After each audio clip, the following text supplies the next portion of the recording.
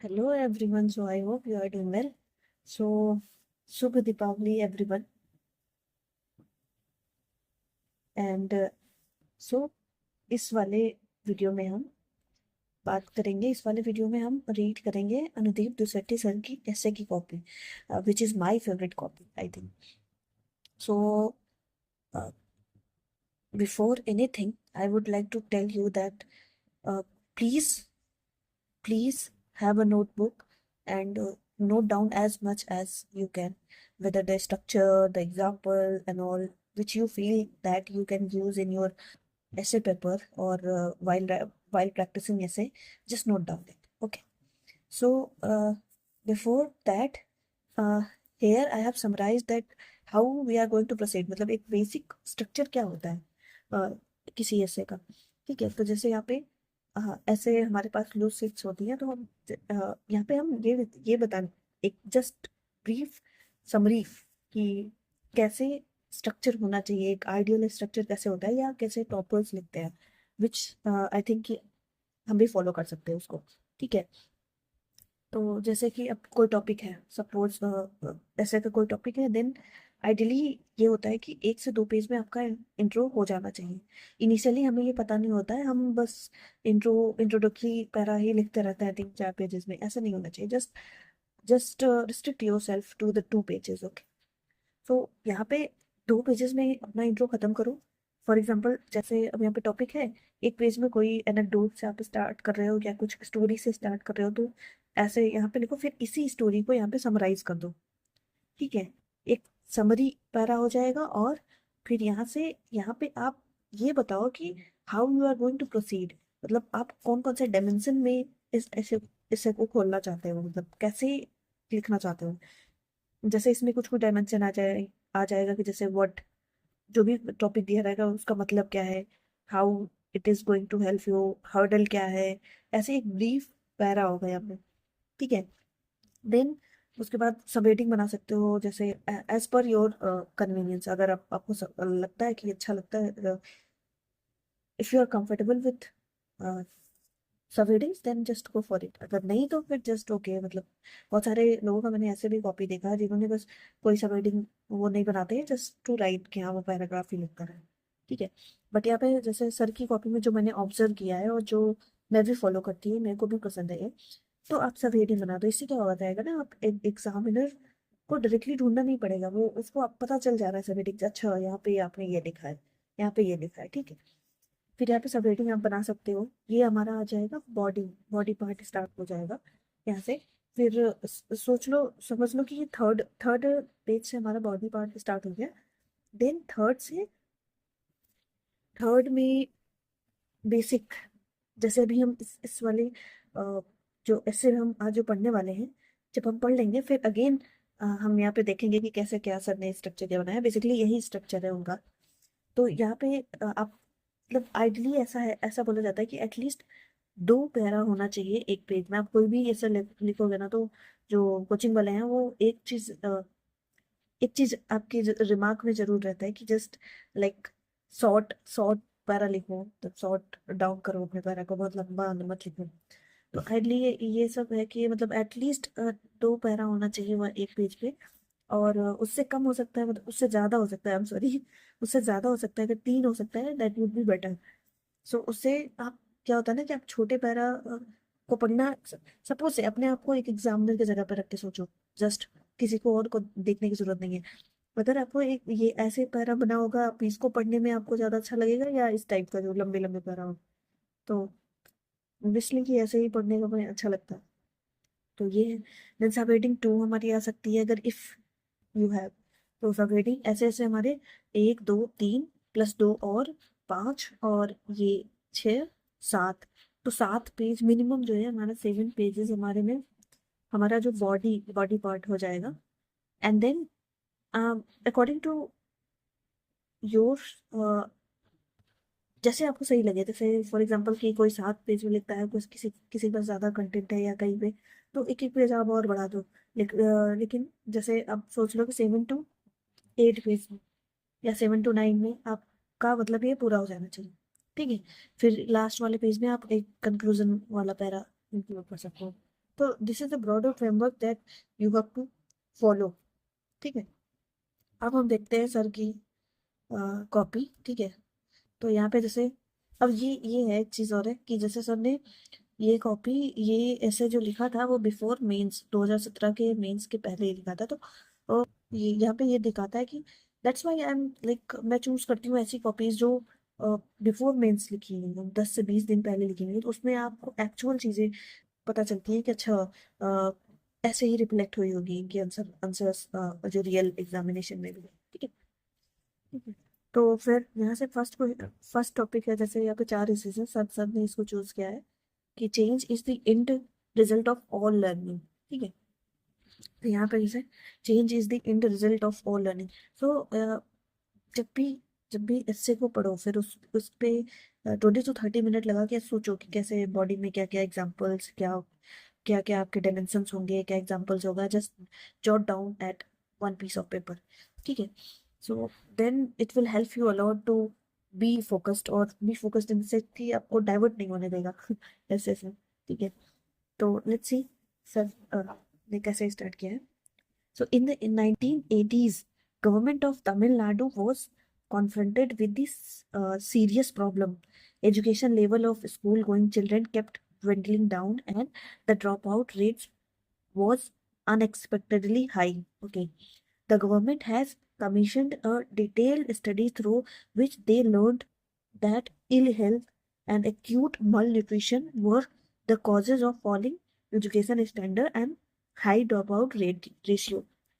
Okay, the state government decided to introduce a unique scheme to solve the problem, which was midday meal scheme. Okay, where within a couple of years the education level started rising and the dropout ratio was kept firmly in check. And even today, as Amarth Sen observes, the midday meal scheme is the prime reason for the high performance of Tamil Nadu in primary education compared to the any other state.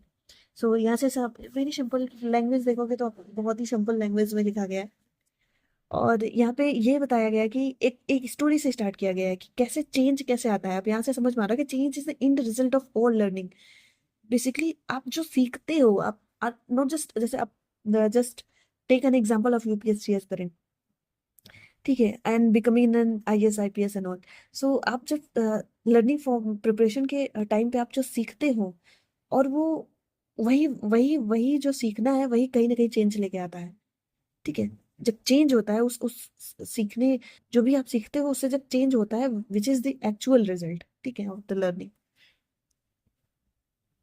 जैसे हम ethics में बहुत पढ़ते हैं कि जो needy लोग हैं, नीड कोई पर्सन है, कोई आपके पास आता है, उसके पास डॉक्यूमेंट नहीं है, तो आप हेल्प करेंगे कि नहीं करेंगे। तो कंपैशन, एम्पैथी, सो एटसेट्रा, जो आप जब एक्चुअल में ये चीजें करोगे ना, रियल केस स्टडी जो होगी आपकी, which shows the actual result, या कोई फॉर्म पॉलिसी फॉर्मुलेशन में एटसेट्रा। तो ये इसका मतलब यही है। देन सर ने ये एक स्टोरी है जो तमिलनाडु गवर्नमेंट के बारे में बताती है कि कैसे वहाँ पे एजुकेशन लेवल पहले लो था, फिर कैसे मिड डे मील स्कीम आने के बाद with in couple of years कैसे एजुकेशन जो ड्रॉप आउट रेशियो था वो कम हो गया, और क्या कहते हैं, एक सक्सेसफुल स्कीम की तरह देखा जाता है मिड डे मील में। इवन यहाँ पे एक थिंकर को भी ऐड कर दिया गया है कि इवन देव अमर्त्य सेन भी इस चीज को बताते हैं कि मिड डे मील कैसे हेल्प करी है तमिलनाडु गवर्नमेंट को, स्पेशली अगर कंपेयर करा जाए अदर स्टेट से तो। ठीक है, तो ये हमारा एक इंट्रोडक्शन हो गया हमारा। ठीक है, नेक्स्ट देखते हैं। अब यहाँ पे ना, जैसे ये पैरा मैं बताने वाली थी कि जैसे आप एक स्टोरी लिखो, फिर देन अगेन उसको 3-4 लाइन में उसको समराइज करो कि ये क्या शो करता है, आप जो स्टोरी आपने जो लिखा है वो क्या शो करता है। तो यहाँ पे देखो, this incident proves the age old saying that change is the end result of all learning. Okay, both learning and change are indispensable in order to be better humans, build better societies and save great nations। तो यहाँ पे एक summary बता दी गई कि कैसे ये incident जो है ये यही बताता है जो पूछा गया है, जो एक्चुअल में टॉपिक है। ठीक है, तो आई थिंक ये हमें जरूर लिखना चाहिए। It will help us to get edge over other aspirants. Okay, ठीक है। फिर यहाँ पे यही वाला मैं बोल रही थी कि बॉडी, अब यहाँ तो यहाँ यही हमारा इंट्रोडक्शन खत्म हो जाता है। But before before coming to body part, so आप एक इंट्रोडक्टरी बॉडी पार्ट दो, मतलब इंट्रोडक्शन दो बॉडी पार्ट जो आप लिखने वाले हो, how you are going to proceed further. So in this essay, जैसे यहाँ पे बता दो सिंपली कि इन दिस ऐसे क्या हम डिस्कस करेंगे। We will examine what is meant by learning and change, क्या मतलब है लर्निंग एंड चेंज का। Then we will then examine how learning led to change, कैसे, what what how learning led to change throughout the history and across the geography. अब यहाँ पे देखो, how, history and geography. Okay, next we will discuss the problems. अब ये देखो, अब हमने तो बता दिया कि क्या, पहले तो लर्निंग एंड चेंज क्या है, फिर कैसे ये लर्निंग लेड टू चेंज, कैसे हम कुछ एग्जाम्पल से बता सकते हैं हिस्ट्री में क्या क्या चीजें हुई हैं, ज्योग्राफिकल एरिया सब कुछ बता सकते हैं। देन डिफरेंट डायमेंशन है यहाँ पे, बेसिकली यहाँ पे स्टेपल यूज किया जा सकता है, स्टेपल वाला जो फॉर्मेट है। देन यहाँ पे प्रॉब्लम प्रॉब्लम एंड हिंड्रेंस, क्या क्या प्रॉब्लम्स आती हैं इस लर्निंग और चेंज के बिटवीन में, टाइम में। Then in learning and change, ठीक है। Finally we will conclude, yes, conclude by seeing how we can instil change in our life, okay, through constant learning.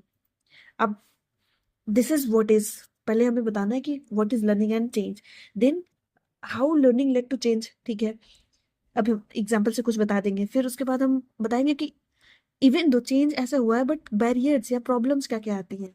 Then उसके बाद हम कंक्लूड कर सकते हैं वे फॉरवर्ड की तरह, एक एक जैसे जीएस लाइक आंसर नहीं होता है कि इंट्रोडक्शन में आप बता दो कीवर्ड को हाईलाइट लिखो कि उस कीवर्ड का मतलब क्या है, एक टाइप से डेफिनेशन। फिर आप बॉडी पार्ट में बताते हो कि क्या कहते हैं उसका डायमेंशंस, प्रोज एंड कॉन्स। तो प्रोज में कैसे, प्रोज का समझ लो यहाँ पे हाउ, एंड देन कॉन्स का हम समझ सकते हैं कि क्या क्या प्रॉब्लम आ रही है, ठीक है। देन उसके बाद हमारा कंक्लूजन हो जाता है। तो सिंपली अगर देखा जाए तो वही फॉर्मेट यहाँ पे भी यूज होता है, यूज। देन हम देखते हैं फर्स्ट, स्टार्ट करते हैं नेक्स्ट। यहाँ से बॉडी स्टार्ट हो गई, बॉडी पार्ट में ऐसे का। तो ये सब हेडिंग है, इट डिपेंड्स अपॉन यू कि आप सब हेडिंग लिखना चाहते हो कि नहीं, एट सच कंपल्सरी नहीं होता है, ठीक है। बट अगर आपको कोई कैची लाइन, कोई कैची प्रेज याद है तो just use it, it will help you कि हाँ एक एक्स्ट्रा वैल्यू एडिशन हो जाता है, ठीक है। अब जैसे यहाँ पे सर ने लिखा है लर्निंग एंड चेंज डेफिनेशन, पहले बता देना है कि हमें क्या होता है ये लर्निंग एंड चेंज, ठीक है। Let's see, learning can be understood as the process of acquiring new ideas, examples and processes that add value to our knowledge and thinking, okay।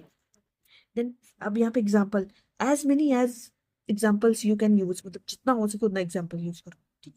Then for, जैसे यहाँ पे सर ने use किया है, for instance when we teach a child that stealing stealing is bad, he learns that he should not do it.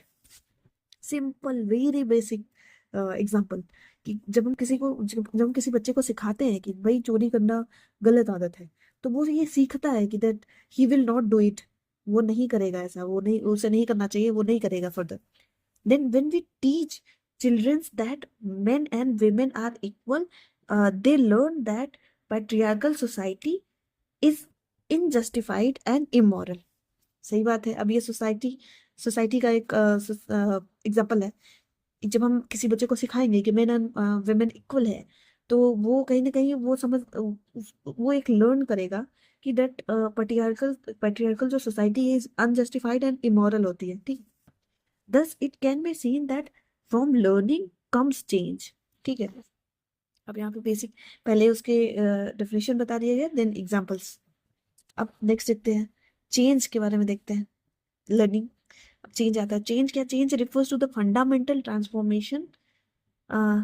transformation in our attitude, values and belief system, okay। the the more we learn about the society, the more amendable will become for change, okay।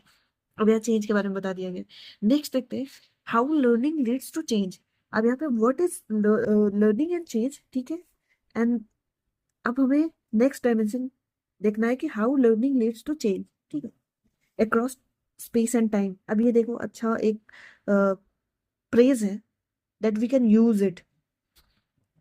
Next, अब यहाँ से बताया जाएगा कि कैसे history में क्या क्या चेंज हुई है, कैसे लर्निंग जो है चेंज, लर्निंग से चेंज आया है। ठीक है, तो हिस्टोरिकली ये एक देखो कनेक्टर है। And historically from 1500 to 1860, for 350 years slavery was considered the norms. Okay, but Abraham Lincoln showed the word American Civil War was not only about saving the victory, but about abolishing the unjust, immoral practices of slavery. As the US learned a bitter lesson, though war and as US learned a bitter lesson through war and bloodshed, it decided to abolish slavery through 13th Amendment to the US Constitution. तो यहाँ पे देखो एक history का example लिया गया है, कैसे सिंपल अब्राहम लिंकन का बहुत बड़ा कंट्रीब्यूशन रहा है वहाँ के अनजस्ट जो प्रैक्टिसेस और स्लेवरी को खत्म करने में। तो उसी को एग्जांपल के थ्रू अपना एक आर्ग्यूमेंट रखा गया है कि हिस्टोरिकली कैसे slavery was considered the norm in US society, but Abraham Lincoln ने कैसे स्लेवरी को खत्म करने में उनका जो कंट्रीब्यूशन रहा है वो दैट शोड की यार जो है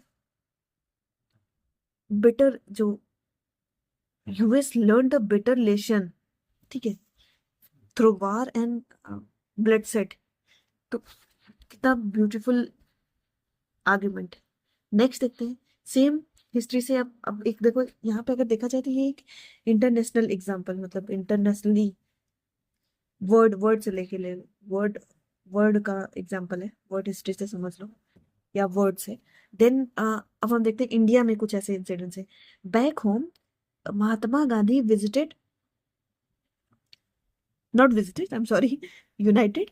Mahatma Gandhi united the country and taught the world about a non-violent struggle. Okay, the world had changed their outlook and changed its attitude about violence. Okay, so Gandhi ji के बारे में, गांधी जी ने कैसे, मतलब जब वो साउथ अफ्रीका से आए तो कैसे उन्होंने पूरे देश को यूनाइट किया था और एक लेसन बताया कि वर्ड अबाउट नॉन वायलेंस का जो उनका लेसन है वो सिखाया। तो ये इसको यूज कर दिया गया है। नेक्स्ट देखते हैं similarly in the economic field. अब ये हमारा हिस्ट्री का दो एग्जांपल हो गया, दो आर्गुमेंट हो गए हिस्ट्री के। नेक्स्ट अब हमारा आता है इकोनॉमिक फील्ड में। It was earlier thought that capitalism was the Panacea for curing poverty, ठीक है, but unbridled capitalism ravaged society in poor countries of Asia and Africa. So, no country today allow complete freedom of market. All countries have now changed uh, towards a rise of capitalism and socialism, as followed by developed Nordic nations such as Denmark and Sweden.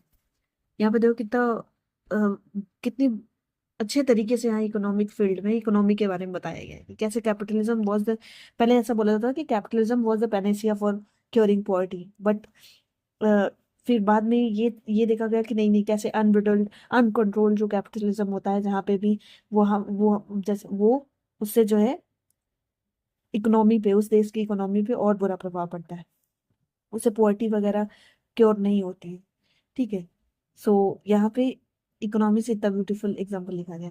Then अब देखते हैं further GDP was the single parameter to gauge prosperity of the country before 1990.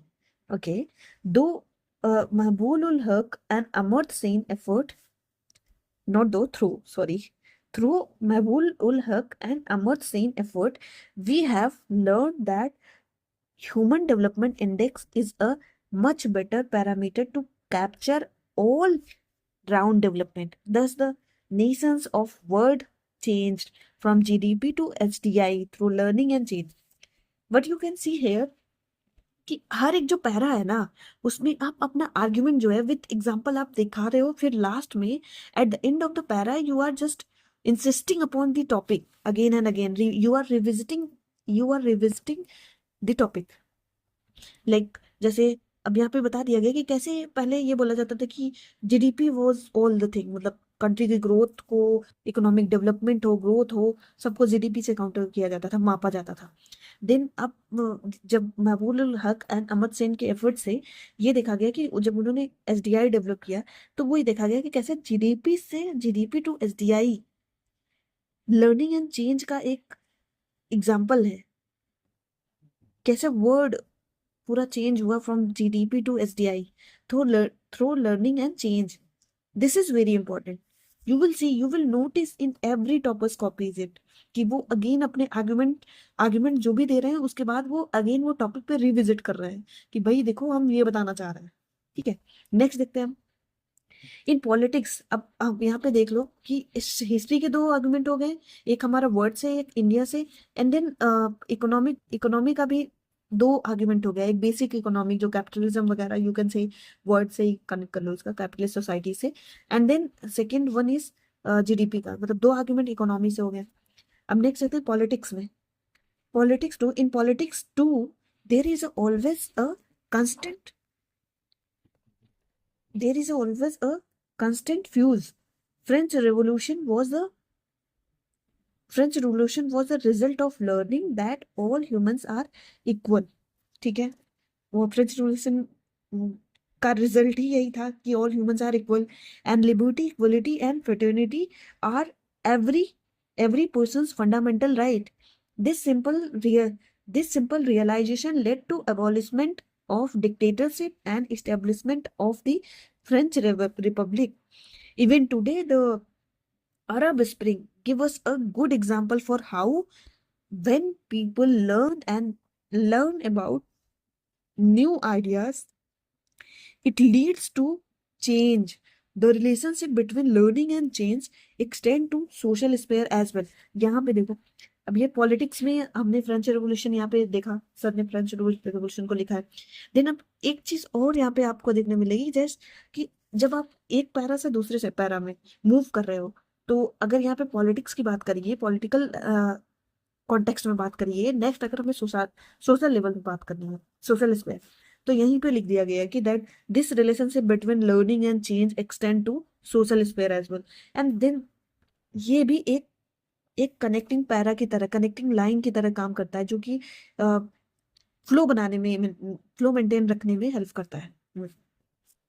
ये हमारा हो गया politics से। Next हमारा आ जाता है before 1950s women were taught. अब यहाँ पे सोशल स्पेयर की बात करी जा रही है।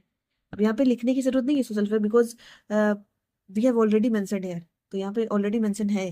ठीक है, so before 1950s women were women were thought to be inferior to men. ठीक है, so their freedom were restrained and right restricted. But as we learned about the inherent equality between men and women, we are constantly striving to achieve gender justice. India was one of the first nation to grant universal franchise to all, thus marking the beginning of change.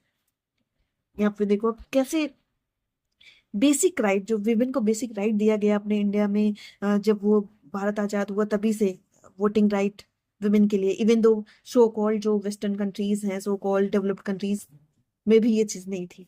तो it showed that कि कैसे India एक milestone एक achieve किया और एक target, एक you कह लो कि मार्क बनाया कि हाँ change oriented.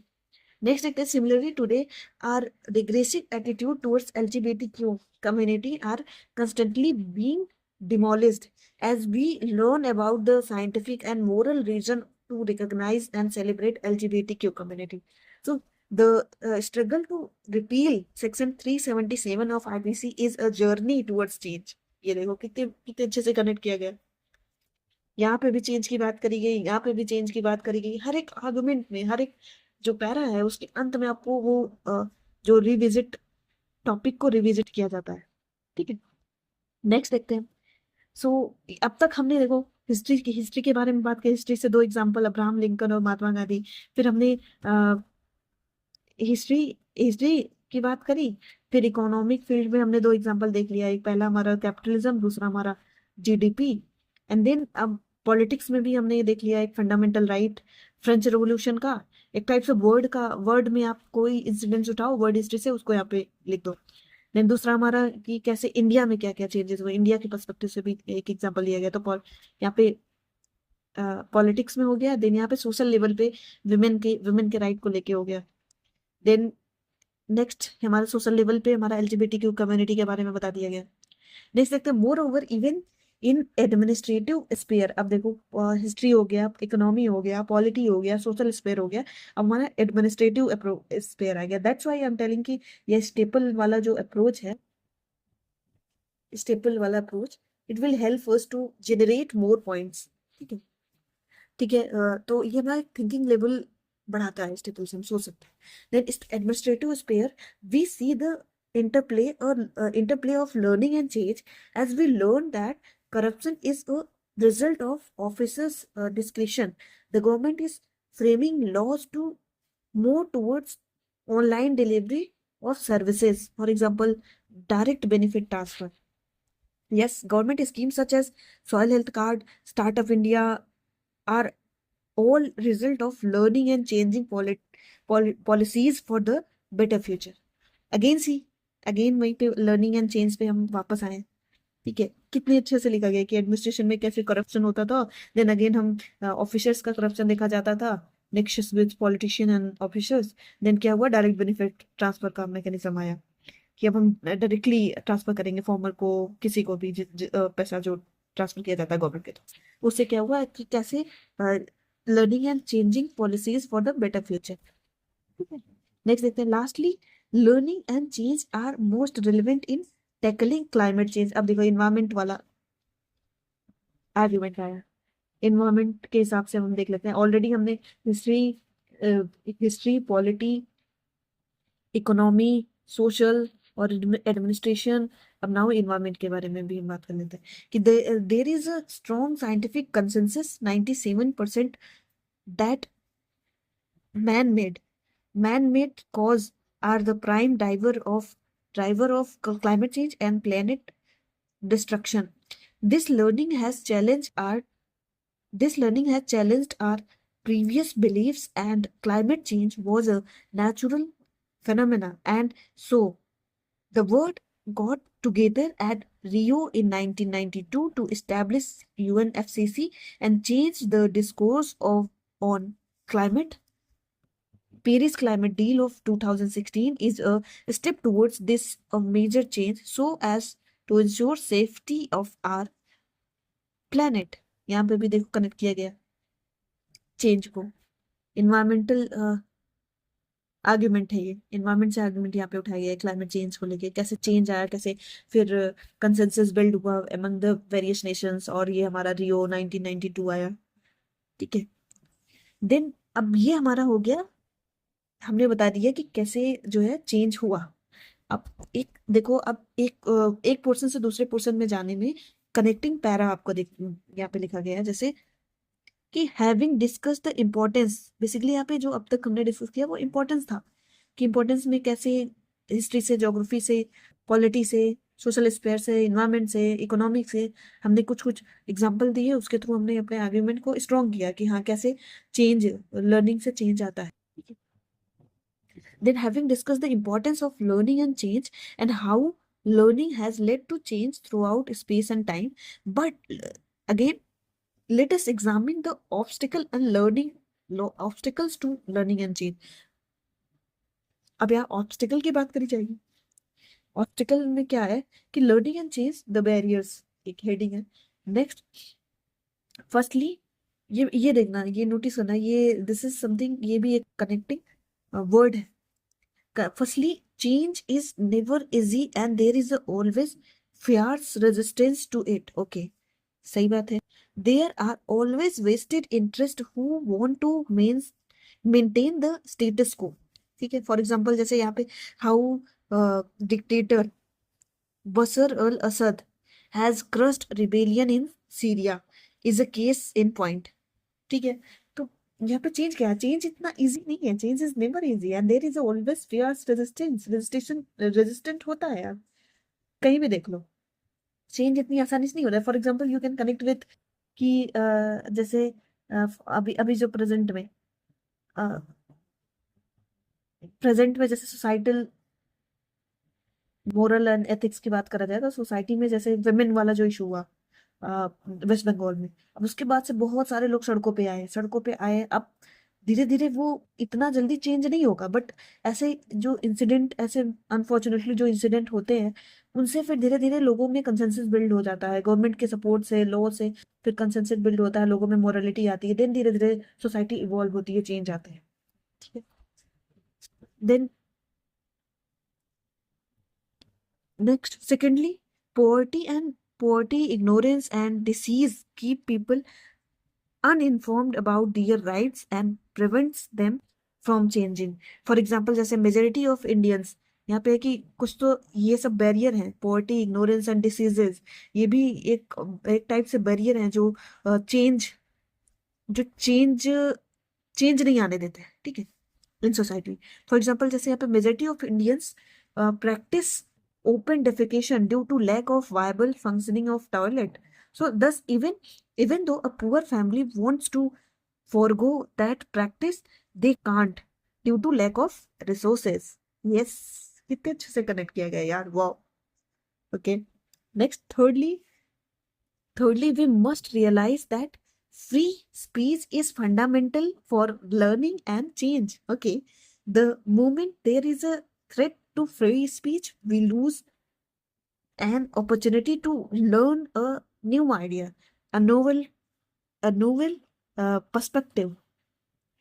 This keeps us in the perpetual state of ignorance and thus prevent us from changing. For instance, in England during Queen Victoria's reign, there was a uh, there was a clampdown on any criticism of religion or idea of church. This made them ignore gender rights and gender justice. Thus, dogma and intolerance are enemies of learning and change. यहाँ पे कैसे देखो, free speech के बारे में बात करिए, कैसे फ्री स्पीच ना होने से चेंज नहीं आ पाता है सोसाइटी।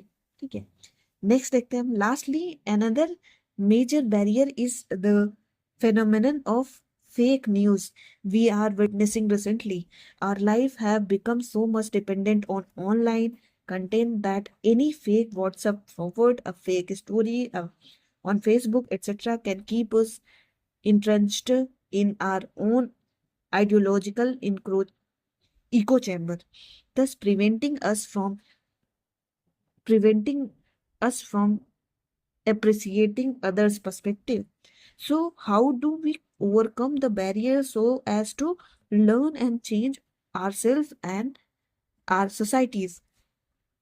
अब यहाँ पे तीन तीन पैराग्राफ यहाँ पे लिखे गए हैं बैरियर पे, चार पैराग्राफ यहाँ पे बैरियर पे लिखे गए हैं। अब यहाँ पे एक कनेक्टिंग पैरा यूज किया गया है, कनेक्टिंग लाइन यूज करी गई है, जो कि अब नेक्स्ट ये बता देता है कि आप फर्दर आप क्या लिखने वाले हो।